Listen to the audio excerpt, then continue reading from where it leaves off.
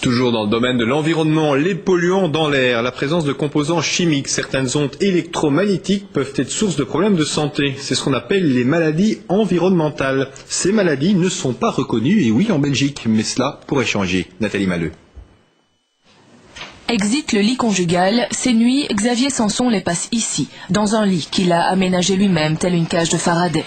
Moustiquaire métallique, laine d'acier, l'ensemble l'isole des ondes électromagnétiques, la seule façon, dit-il, de vaincre ses insomnies. Mon souci majeur, en fait, actuellement, donc, c'est principalement des problèmes de sommeil qui ont commencé depuis les années 2000. Et alors, chaque fois, j'allais consulter toute une série de médecins. Et chaque fois, le problème était psychosomatique, quoi.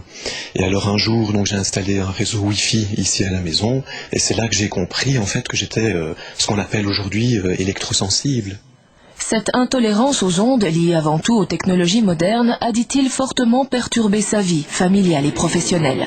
Ce mardi, il s'est d'ailleurs rendu au Sénat pour un colloque organisé sur les maladies environnementales. Il y a retrouvé un médecin, un des rares, qui a écouté ses problèmes.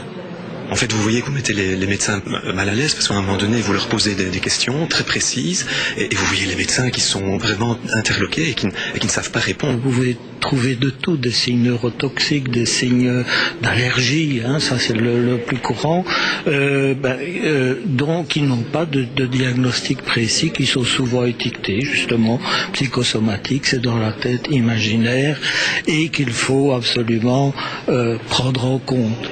2 sénateurs ont d'ailleurs déposé une résolution pour, entre autres, former les médecins à ces problématiques ou encore généraliser les services d'analyse des polluants potentiels dans les maisons.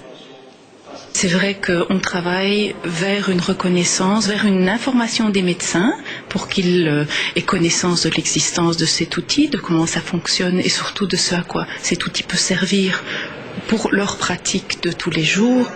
Et ce serait déjà là un petit pas vers une reconnaissance des maladies environnementales.